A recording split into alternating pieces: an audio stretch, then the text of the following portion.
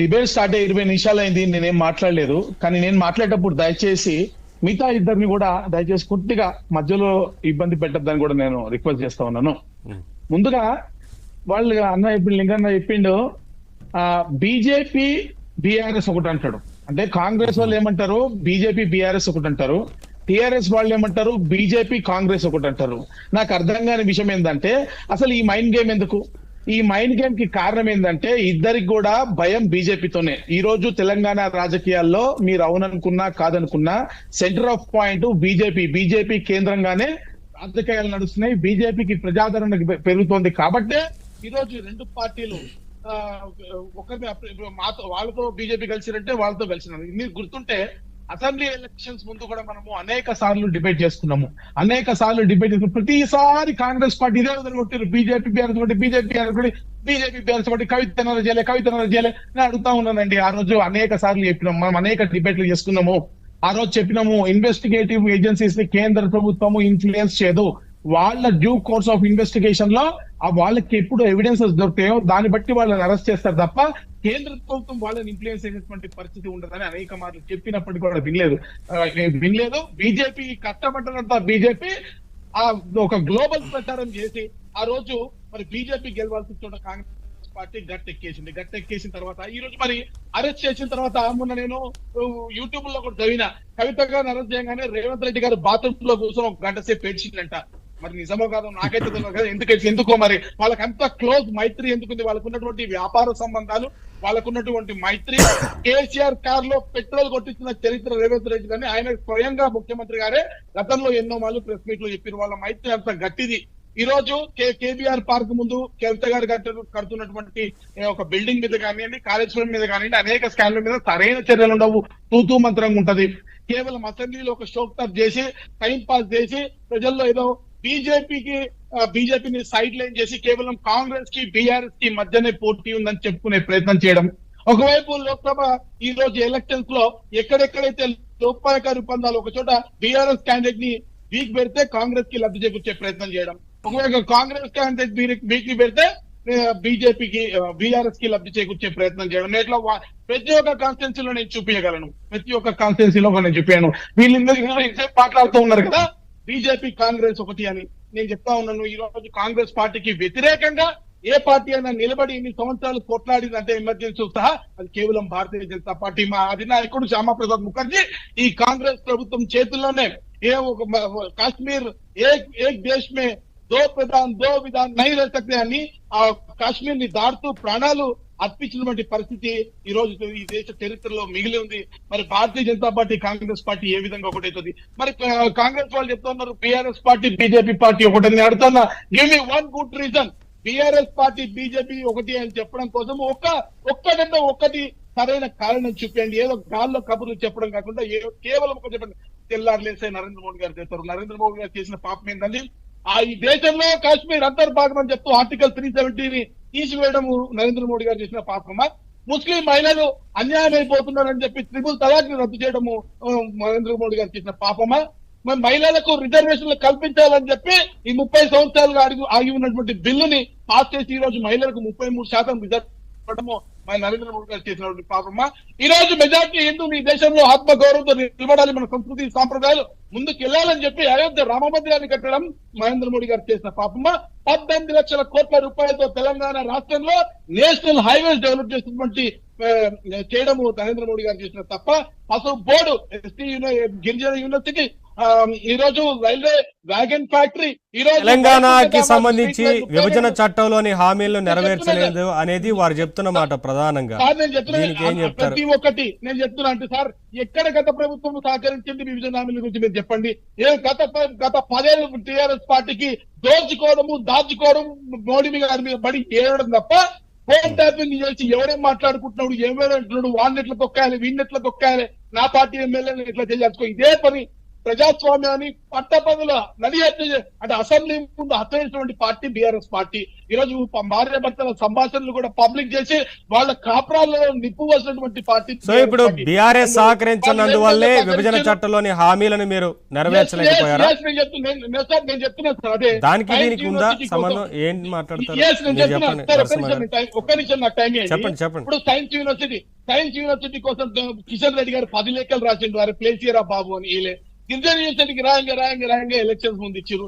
ఈ రోజు MMTS phase 2 కోసము కేంద్ర ప్రభుత్వం ఇచ్చిన వాటా కాకుండా రాష్ట్ర ప్రభుత్వం ఇవ్వాల్సిన వాటాని ఇవరా బాబు అంటే ఇవ్వకపోతే చివరికి రాష్ట్ర ప్రభుత్వం ఇవ్వాల్సిన వాటాని కూడా దాదాపు కాజీపేట రైల్వే కోచ్ గురించి, బయారా ఉక్కు గురించి ఇవన్నీ మాట్లాడుతా ఉన్నారు. ఎక్కడ ప్లేస్ ఇచ్చారు చెప్పండి? నరసింహ గారు మీరు చెప్పండి సార్. ఒక్క నిమిషం శ్రావణ్ గారు, వారు మాట్లాడిన తర్వాత బీఆర్ఎస్ నుంచి వారు మాట్లాడతారు. 80 కోట్ల మందికి ఈ దేశంలో పార్టీ భారతీయ జనతా పార్టీ. ప్రతి ఒక్కరికి ప్లీజ్. ఈ దేశానికి ఈ సాకులు వద్దండి, ఈ సాకులు వద్దండి, ఈ సాకులు వద్దు. ముస్లిం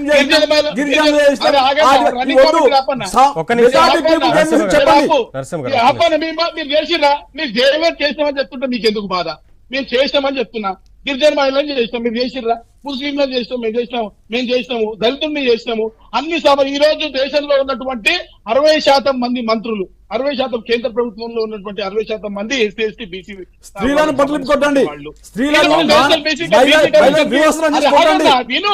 నువ్వు వినకుండా మీరు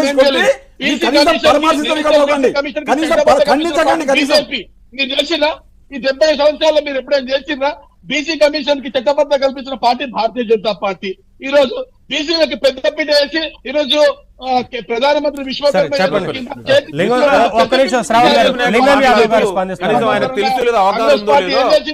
ఇదే బీసీ ప్రధాని అని చెప్పుకుంటున్న వ్యక్తి క్యాస్ట్ సెన్సస్ ఎందుకు చేయట్లేదండి?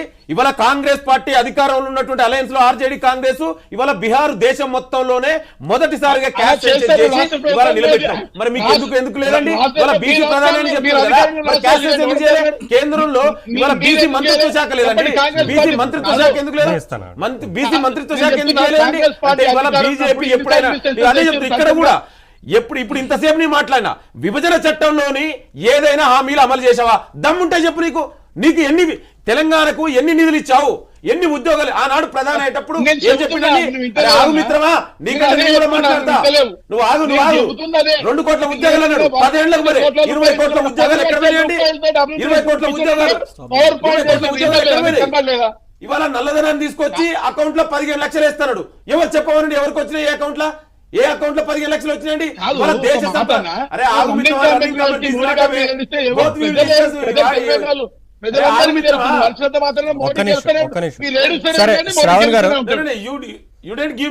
నేను మాట్లాడిన కంటిన్యూస్ గా మాట్లాడితే ఎట్లా? నువ్వు ఆగు మిత్రమా, నువ్వు మాట్లాడు. నీకు అవకాశం వచ్చి నువ్వు మాట్లాడు. ఇదే కొట్టుకోవడానికి కాదు. ప్రాపర్ వే మాట్లాడు.